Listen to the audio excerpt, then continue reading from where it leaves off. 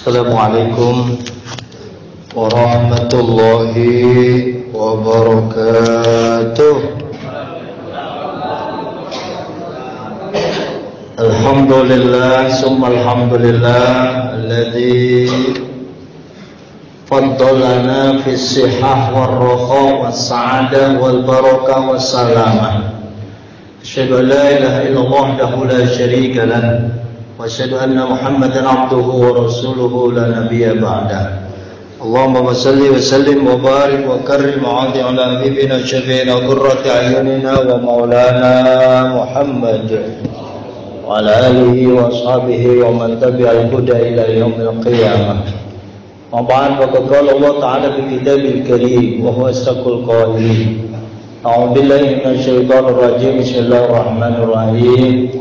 Qul in kuntum tuhibbunallaha fattabi'uni yuhibbukumullah wa yaghfir lakum dhunubakum wallahu ghafurur rahim.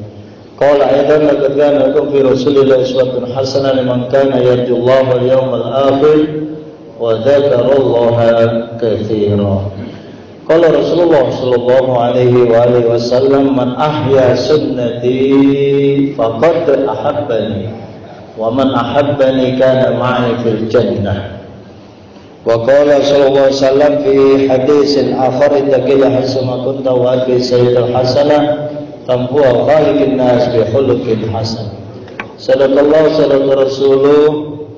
Jamaah salat zuhur yang dimuliakan Allah Subhanahu wa taala, pimpinan Samsat yang saya hormati, saya banggakan, serta para karyawan, para pejabat ASN di lingkungan Samsat Jakarta Barat, Bapak Polisi, dan juga sahabat-sahabat semua, para karyawan tentunya, karyawati, jamaah sholat zuhur yang dimuliakan Allah Subhanahu wa taala. Pertama, kita bersyukur bahwa nikmat Allah masih diberikan kepada kita, terutama nikmat iman dan nikmat Islam. Ini sangat mahal.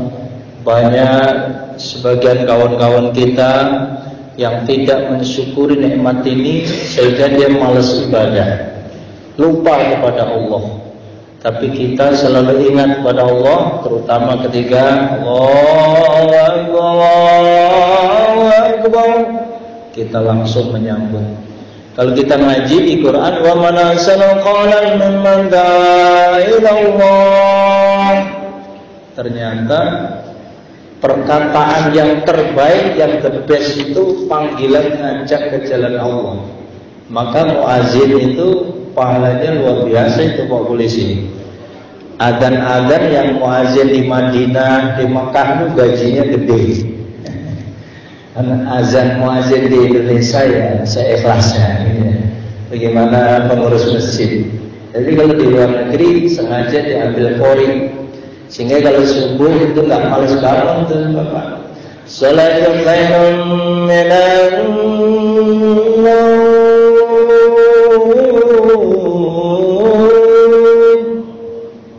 pokoknya mau dipilih nagom-nagom yang bagus sehingga bangunnya tuh enak. Jangan aki-aki dulu disuruh azan. Emang yang rajin aki-aki udah pensiunan 60-70 tahun, dia semangat di musola masing-masing. Karena kalau dia pensiun, kita kemana lagi Pak Ustaz? Agak dia masih di musola. Nih teman-teman yang belum pensiun, semangat juga Pak. Jadi pengurus musola masjid di daerah masing-masing, udah saya mau berlomba-lomba azan. Jadi bapak-bapak sekalian, musola masjid masih kosong, belum ada yang nyalain lampu, bapak nyalain, sound system nyalain, waktu azan bapak azan. Pahalanya gede banget tuh Pak. Sudah nggak usah minta digaji lah, Allah langsung yang menggaji. Insya Allah. Yang penting kita ikhlas. Karenanya semangat bagi kita yang masih rajin ibadah, bangun malam, terutama yang rajin memelihara sholat jamaahnya. Karena bapak-bapak punya keyakinan ketika kita ngaji, sholatul jamaah afdalu min sholatil fardhi bisab'in wa ishrina darajah. Sholat jamaah itu pahalanya 27 kali lipat tuh, ya, ketimbang sholat sendirian. Tapi banyak di antara kita yang tidak menyelenggarakan sholat jamaah. Ya memang jamnya jam makan Pak Ustadz, saya sholat makan dulu baru sholat. Alasan dia lebih baik sholat ingat makan. Sholat ingat makan atau makan ingat sholat? Makan ingat sholat daripada sholat ingat makan. Kalau itu jam makannya harus beberapa menit sebelum azan. Kalau memang dia tidak kuat menahan lapar, itu masalah strategi mengatur waktu saja. Karenanya saudara, kita tetap harus bersyukur menjadi hamba Allah, mempertahankan Islam, keislaman kita, keimanan kita. Wala tamutunna illa wa antum muslimun. Jangan sampai mati kita kecuali lagi berserah diri kepada Allah. Itu penting Pak. Setiap mimbar Jumat kita diingatkan surat Al-Imran surat ketiga ayat 102. Wala tamutunna illa wa antum muslimun. Itu rutin tuh Pak. Nah, dan bagian terpenting orang Islam itu adalah bagaimana komitmen dia kepada Allah, komitmennya kepada Rasulullah, selalu menjalankan dengan istiqomah walaupun banyak godaan, walaupun banyak hubungan, walaupun banyak setan-setan.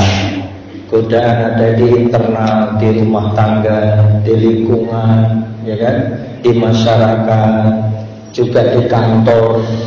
Rupa-rupanya kok ribet banget, pulang kerja pusing juga ngadepin keluarga, anak-anak, istri.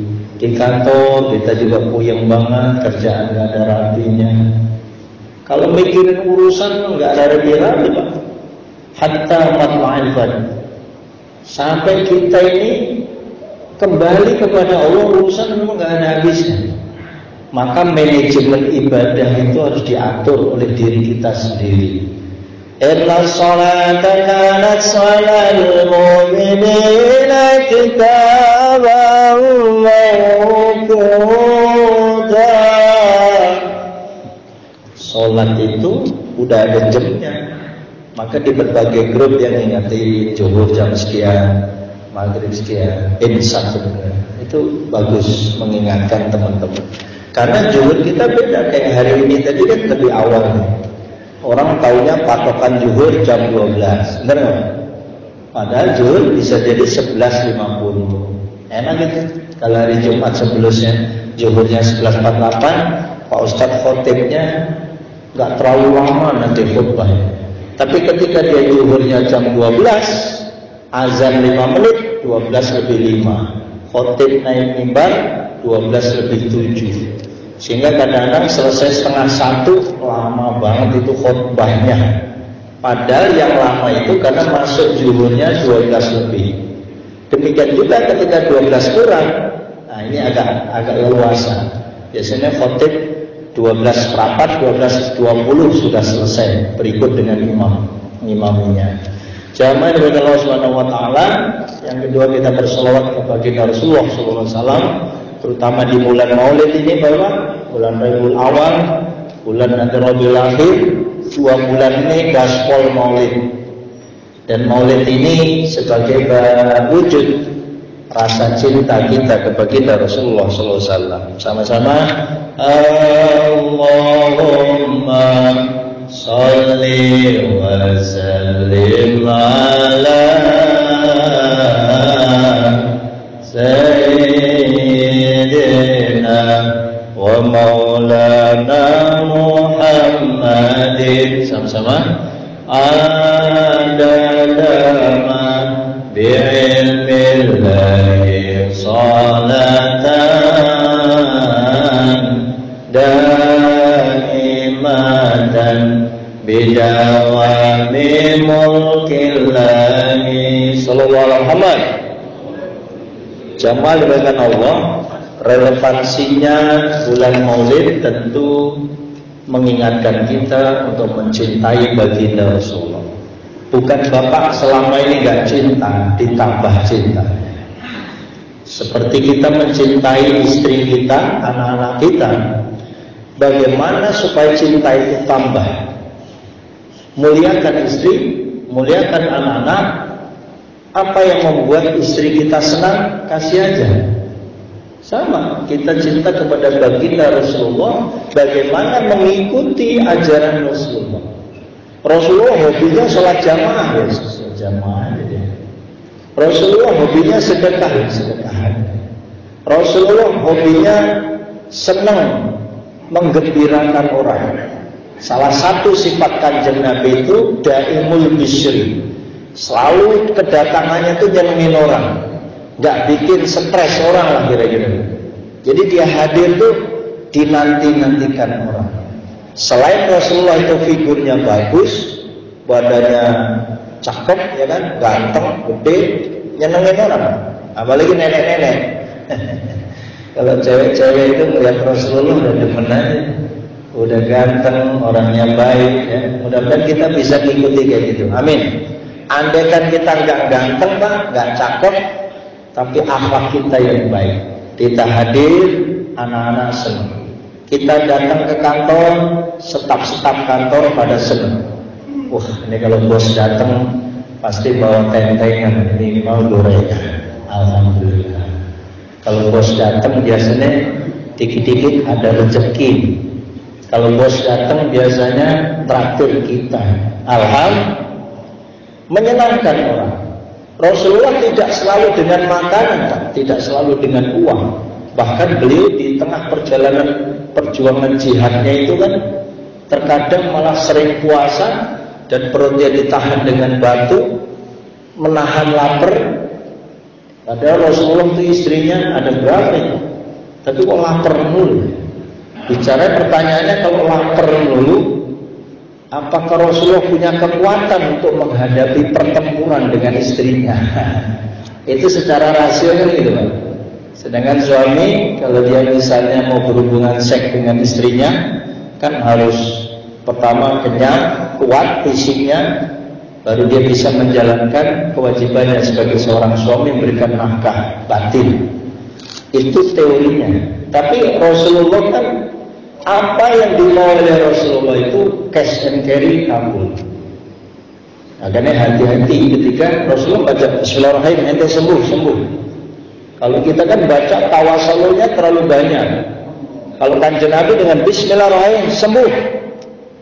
Kita punya penyakit, umat-umat yang berpenyakit bisa sembuh. Karenanya saudara, bacaan kita dengan bacaan kanjeng Nabi beda. Itu pun Rasulullah masih berzikir dengan zikir yang banyak. Misalnya ayat ya alladzina amanu dzikran katsiran wasabbihu bukratan wasila. Rasulullah udah ngamalin dulu. Beliau zikir di mana saja. Saudara-saudara kita yang berbaring di rumah sakit, teman-teman kita yang lagi kurang sehat, bapak-bapak jamaah yang nggak bisa tidur, stres mikirin urusan, pegang tasbih. Kalau nggak suka tasbih ya tangannya aja dah. Berzikirlah dengan zikir yang sebanyak-banyaknya. Ketika kita tidur, ya kan, nggak bisa tidur, ya Allah, jam 1 aku belum bisa tidur, cepat baca Astagfirullah, sekuatnya aja Pak. La haula wala quwata illa billahil azim. Atau selawat Allahumma sholli ala Muhammad. Atau yang paling bagus, subhanallah, alhamdulillah, la ilaha illallah, Allahu akbar. Masa jika iso turu pasti bisa tidur. Insya Allah. Sehingga umat Islam ini gak akan stres. Umat Islam senang berzikir, senang ngomong. Kok ada ya orang kok gak bisa tidur? Kalau saya nyuwun sewu, itu kok paling gampang. Saya ini tidur yang paling mudah. Ya, alhamdulillah. Asal baca doa, bismillah, kok masih nggak bisa tidur. Ayat kursi 1, subhanallah, tawakal Allah, mati itu kan Pak. Tidur kita kan kayak orang mati. Maka ketika bangun tidur, alhamdulillahilladzi ahyana ba'da ma amatana wa ilaihin nusyur. Bersyukur pada Allah ketika sudah bangun malam. Syukur rutin qiyamul lail. Andai tidak tiap hari, ya seminggu sekali masa iya nggak bisa tahajud. Ustaz, saya Senin, Selasa, Kamis itu kan kerja terus dan saya kalau bangun tuh malam siangnya pasti ngantuk. Ya udah, malam Sabtu tahajudnya. Malam Minggu kan gitu Pak. Enggak, malam Sabtu begadang nggak jelas, malam Minggu begadang. Tahajudnya apa? Gunakan kita untuk bertahajud ketika kita nggak bisa tidur. Cepat ambil wudhu, sedapat-dapatnya aja Pak. 2 rakaat, 4 rakaat. Yang nggak usah banyak-banyak lah. Ya banyak ya alhamdulillah juga. Mungkin barangkali Bapak pengen ngerokok, pengen ngopi, begadang tapi begadang yang penuh makna. Sebagaimana lagunya Romai Ramal, jangan begadang yang nggak karu-karuan. Begadang tapi ada artinya. Apa itu? Ya tahajud, ya mutola'ah, buka-buka kitab, buku-buku terjemah, dan kalau nggak bisa kitab berbahasa Arab ada yang terjemah. Saudara dimuliakan Allah Subhanahu wa taala, saya catat ada beberapa sifat Rasul yang perlu kita teladani. Di antaranya tadi dari Al-Busra, bagaimana supaya kita ini selalu menggembirakan orang. Yang kedua, sahlul khuluq. Sahlul khuluq itu akhlaknya Rasulullah itu terimanya yang sangat baik. Ngomongnya enak, ya dengan tetangga enak, padahal tetangga ada yang rese juga, ada yang sirik, ada yang dengki, tapi tetap aja baik Rasul. Mungkin Bapak nggak percaya, diludahin aja tetap baik. Kalau kita nggak bisa kan, kita dengar omongan orang yang nggak enak aja kita udah marah. Nah, bagaimana kita mencontoh akhlak Rasul? Minimal kita memaafkan kesalahan orang lain. Tidak ada orang sempurna, nggak ada istri yang sempurna, nggak ada anak sempurna, nggak ada tetangga sempurna. Wal afina aninas, maafin, selesai. Janganlah kita punya jiwa pendendam.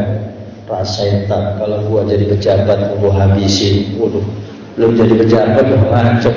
Kalau jadi pejabat gua habisin. Ntar kalau saya diangkat eselon sekian, ente semua saya ganti. Nggak harus begitu. Maafin. Karena manusia pada dasarnya punya salah, dan kita juga sama. Kita juga punya salah. Ya Allah, sebenarnya saya nggak bisa apa-apa. Kalau bukan ilmu darimu ya Allah, kalau bukan kekuatan dari Allah, kalau bukan bimbingan darimu ya Allah, kalau bukan dibantu teman-teman staf semua yang bekerja ya Allah, saya nggak bisa apa-apa. Itu baru bagus Pak. Jadi ketika kita memimpin rapat, saudara sebagai pimpinan, saya sebenarnya nggak bisa apa-apa. Cuma SK-nya aja yang berbeda. Saudara jadi staf, saya jadi pimpinan. Karenanya maafin saya kalau banyak salah. Saya minta kerja saudara baik, kita kompak, kita solid, kerjasama. Nah, itu baru pimpinannya bagus Pak. Nggak mungkin kita jadi atasan bisa bekerja sendirian. Kita butuh orang lain. Islam mengajarkan wa fi aunil abdi makana abdu fi auni akhi. Allah akan menolong hamba ketika dia nolong orang. Itu rumus. Pak Ustaz, banyak banget sih yang pengen tadi tolong Ustaz, tapi pengen minjem duit mulu. Nah, datang si Fulan pengen minjem duit, ya kalau ada dikasih. Kalau Bapak nggak sanggup ngasih pinjaman, bagi aja Pak. Aku kalau minjemin ente kayaknya bukan apa-apa, urusan diri banyak. Udah nggak ada kasih aja deh ente. Beli bensin, beli makan siang, beli apa kek. Bapak, anak saya nggak bisa bayar SPP. Berapa SPP-nya? 500.000. Ya udah saya bayar separuh. Mudah-mudahan separuh ada yang nolongin ente. Memang kalau kita minjemin jadi beban moral, dan akhirnya dengan pinjaman itu malah nggak bisa kembaliin, nambahi sakit hati. Jadi seberapapun kita keikhlasan kita, rahmatan lil alamin adalah bermanfaat untuk nolongin orang lain, dan Allah pasti nolong. Yang Allah nolong itu belum tentu lewat orang itu lagi. Kita nolong hari ini si Abdullah, nanti ada si Fatimah. Yang nolong, yang mengembalikan rezekinya bukan Abdullah Fatimah lagi, tapi bisa-bisa orang lain. Allah akan mempermudah segala urusan kita, insya Allah. Yang kedua, kemudian yang ketiga, layyinul janib. Rasulullah itu punya hati yang lembut, tidak sombong. Walaupun beliau punya apa, nggak pernah nyombongin orang. Perkataannya enak didengar. Di dalam Quran disebut fabima rahmatin min Allah lintalahum, maka dengan rahmat Allah lintalahum. Rasulullah itu ngomongnya enak, nggak kasar. Kayaknya kalau bahasa Betawi sini Rasulullah jarang lah pakai lo gua. mungkin ada antum, saya, aneh, itu kan ada enak gitu. Walaupun bukan berarti nggak boleh ya Pak. Kalau dengan orang akrab kan, lo mau kemana, gue mau kemana, ya itu kelihatannya kasar. Tapi kalau sama sesama yang akrab boleh, tapi tidak bermaksud menyakiti dan menjatuhkan. Nah, kalau Rasulullah bahasanya bahasa yang halus. Bagaimana Rasulullah bersikap baik terhadap Yahudi dan Nasrani? Itulah maka negara kita ini negara NKRI, Pancasila. Kan begitu Pak. Kita hidup kanan kiri kita non Muslim biasa aja Pak. Ada Buddha, ada Hindu, ada Kristen, kita baik. Teman kerja kita juga ada non Muslim, baik aja Pak. Rasulullah juga baik. Masalah hidayah aja. Apakah hidayah itu bisa Rasulullah paksa? Lo kudu masuk Islam kan? La ikraha fiddin. Rasulullah nggak pernah maksa orang masuk Islam. Nggak ada itu Pak. Ente mau jadi Buddha, mau jadi Hindu, mau jadi apa aja kata Rasul terserah. Tapi hidayah itu yang menurunkan Allah Subhanahu wa taala. Maka Rasulullah nggak bisa mengislamkan pamannya sendiri tidak masuk Islam. Innaka la tahdi man ahbabta, kata Quran. Muhammad, ente nggak bisa maksain hidayah sama saudara ente sendiri. Soal hidayah itu. Jadi kalau kita ini bekerja, teman-teman yang non-muslim biasa, kita di restoran ketemu orang-orang non-muslim biasa, masalah makanan ada halal ada haram, kita pergi ke Denpasar halal haram. Sekarang kita ke mall aja deh, nih Grogol, apa naik lantai 5-6, saya udah survei kemarin. Itu di situ sudah ada tulisan makanan non halal. Sekarang wajib Pak, dari pusat Kementerian Agama harus ditulis tuh. Makanan non halal warnanya merah, yang halal hijau. Udah ada tuh Pak di mall sini nih, Citra dan lain sebagainya itu. Karenanya kita milih halal haram itu ya sudah menjadi kelumpuhan. Yang lagi beredar ini kan itu tuh motong sapi main di pistol palanya itu ya. Itu kontroversial. Klarifikasinya katanya itu cuma untuk melumpuhkan doang, padahal dipotongnya secara syariat. Itu klarifikasi dari sana Surabaya. Tapi intinya itu masalah daging halal tidak halal memang betul itu tergantung dari cara pemotongannya. Maka jangan sembarangan. Kalau Bapak pergi ke Vietnam, ke Singapura, ke Thailand, Bapak ragu makan itu halal haram, ya nggak usah dimakan, mau itu repot. Nek pengen makan yang halal, biasanya kita cari warung Padang yang punya orang Islam halal. Ya udah kalau Bapak yakin ke warung Padang, kalau di Jakarta ini ada macam-macam. Bapak nanti pergi ke Taman Sari, ke Mangga Besar, itu lagi sate babi. Bukan di situ doang Pak, sate babi mau banyak juga. Kita ke Palembang, kemana aja lah. Ini baru Indonesia, belum negara yang lain. Nah, Rasulullah itu bergaul pada semua pihak itu dengan baik Pak, sehingga boleh jadi teman Bapak yang sekantor ada non Muslim karena melihat Bapak baik, ya Allah kok orang Islam kok baik-baik amat ya, sedekah, dia juga orang yang nggak pelit, langsung masuk Islam. Tugas kita ini bagaimana supaya orang itu mencintai Islam dan dia mau masuk Islam. Kalau kita akhlaknya baik, tapi kalau kita kasar, kita pelit, wah, potret umat Islam kok kayak gini, bagaimana saya bisa mencintai Islam? Ini banyak nih tokoh-tokoh nasional Pak, saya nggak usah sebut nama, kode etik. Tokoh nasional, kukal, cerdas, otaknya jago, masuk Islam. Alhamdulillah. Politikus kita banyak masuk Islam. Kemudian yang artis-artis kita banyak juga yang masuk Islam. Alhamdulillah. Itu berarti dia cinta sama Islam. Bahkan saya pernah diundang untuk memimpin tahlilan, baca doa di sebuah toko itu punya Cina. Saya nggak ngerti tadinya. Teman saya bilang, Ustaz suruh memimpin tahlil, lagi buka toko. Yang nemenin saya orang Islam, itu yang ngeluarin makanan juga berjilbab. Pas terakhir baru cerita bahwa toko ini yang punya non Muslim. Saya nggak nyebut anunya kayak sukunya. Yang jelas itu nggak apa-apa. Yang penting kita kan baca-baca ya roti ini disebut nama Islam lil muslimina wal muslimat wal mu'minina wal mu'minat, kan gitu Pak. berkah. Jadi orang-orang yang mencintai doa, tahlil berkah, mencintai maulid berkah. Kalau maulid pasti mulut pasti makan. Kalau maulid dan nggak ada makanan kurang afdol. Maka di mana salahnya maulid? Di maulid itu kan ya Rabbi shalli ala Muhammad ya Rabbi shalli alaihi wasallim. Salahnya di mana? Pembacaan ayat-ayat suci Quran salahnya di mana? Sambutan ketua masjid baca ayat salahnya di mana? Kemudian baca rawih salahnya di mana? Baru diisi oleh penceramah mau'izah hasanah. Semua dikemas dengan Islam. Kalau di zaman Rasul ya memang gak ada peringatan maulid besar, maulid Nabi. Rasulullah ngadain sendiri ya. Kita yang pecinta Kanjeng Nabi dalam rangka meningkatkan kualitas kecintaan kita yang mengadakan maulid. Saudara, yang keempat wala ayabin. Rasulullah nggak pernah mencela orang lain. Ini sifat Rasul yang satunya agak angel. Kita kan dikit-dikit nyalain orang, dikit-dikit kita memvonis orang. Ini nggak boleh. Kalau Kanjeng Nabi tidak pernah mencela kesalahan orang lain, termasuk istri kita masak kurang garam, ya tinggal ngomong aja. Istri kita masak keasinan, Rasul nggak pernah ngomong terlalu asin. Paling kita kasih tahu aja bini, neng, coba disini saya.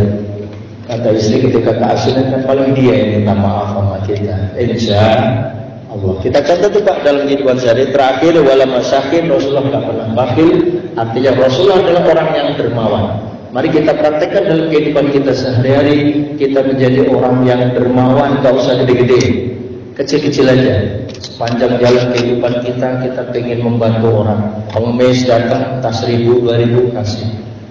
Gak ada recehan yang minta maaf. Adanya nasi kita kasih nasi, adanya pisang kita kasih pisang.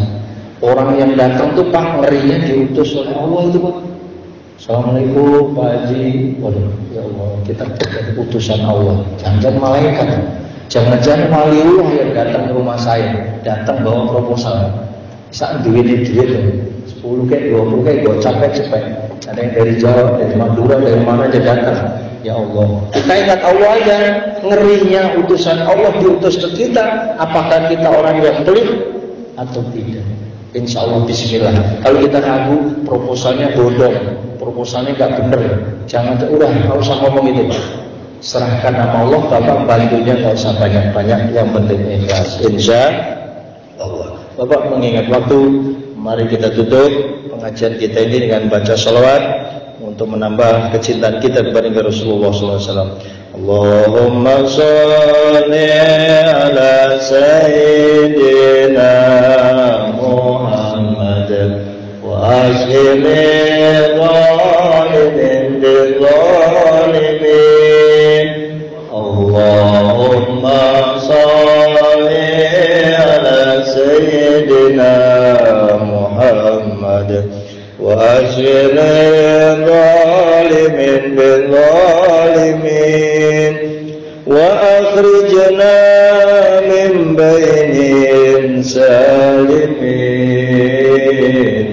wa ala alihi wa sahbihi ajma'in. Allahumma salli wa sallim wa barik alaihi. Kurang lebihnya mohon maaf, sampai jumpa di lain kesempatan lain. Allahumma waffiq ila aqwamit. Assalamualaikum warahmatullahi wabarakatuh. Sallallahu ala Muhammad sallallahu alaihi